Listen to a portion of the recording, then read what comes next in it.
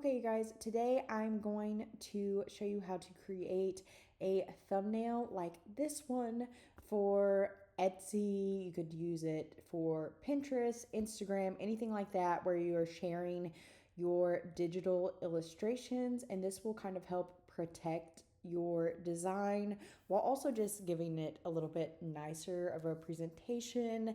And I always now when I go to upload things, I put my design on an image like this, so it just kind of creates a bit of consistency with your brand as well. So yes, I'm just going to show you how I created this little image here.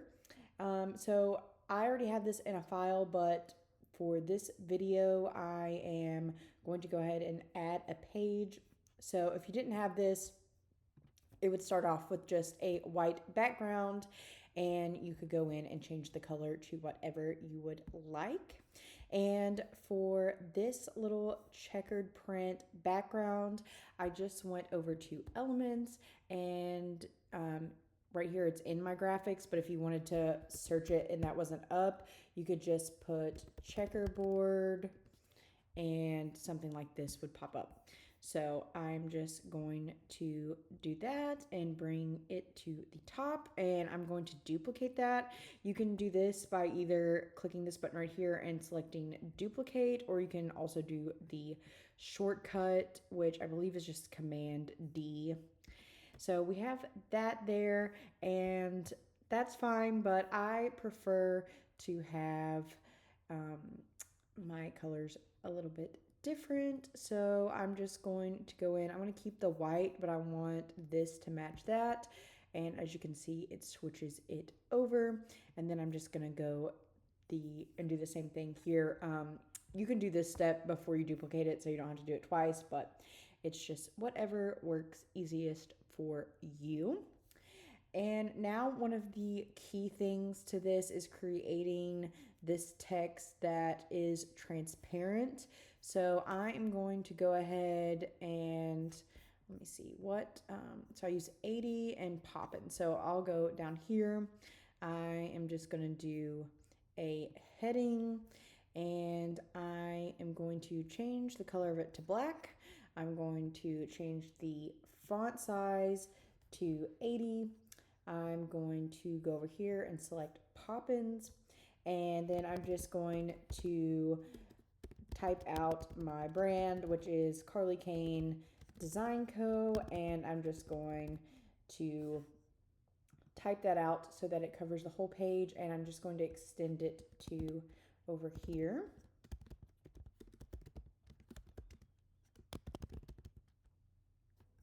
And as you can see, it kind of stops there, but that's fine.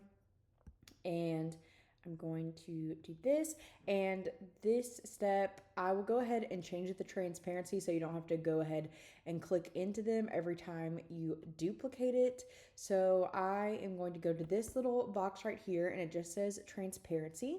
So you are going to click into that, and you want it to be visible, but obviously you can still see the design through it. So I'm going to go about here to 5 is good for me, and I'm going to go ahead and I'm going to duplicate it, and again, that's just Command D. So you can kind of space it out however you would like, and the good thing about Canva is it gives you these little numbers so that you can see that it is even. And I'm just going to do that all across the page. And as you can see, I'm hitting Command D right now, and it's just duplicating all of those over and over. And I am going to shift this a little bit. And so as you can see this, so all these are going to be grouped together now. And well, you select it and now you hit group. And so when you do that, it's going to move this whole thing instead of having to select one at a time, because that's just annoying. But anyway, we have that there, and now it's going to be time to upload your little design. This is just a little guy that I did. He's a little koala, and I love him. So I'm going to go over here to uploads. This is just some of my other stuff I have going. I'm going to click into one with a transparent background. If you don't already have a transparent background, you can also go to edit and go to background remover, but I just saved with a transparent background for this file, so we don't have to do that. And then I'm going to click into here, and now you're like, well, you have this, but how do we get the wording to go across the design? That is a great question. We'll click back into that, and we'll go over here to position. We'll click that button, and then you'll do that to the front. And now you can see that you can still see the design and everything is clear, but you have all these little words going through it. That way, if somebody, like I said, were to save this and then go into the background remover, they're not going to be able to just have your design on there. It's going to have all of these little words going through it. So that'd be really annoying to have to go in and try to remove. So we are pretty much done. The last thing I want to do is go in and add my little logo here in the bottom corner. And so I'm going to go over here to my folders and go to logos. And this one I'm just going to select with my little transparent background as well.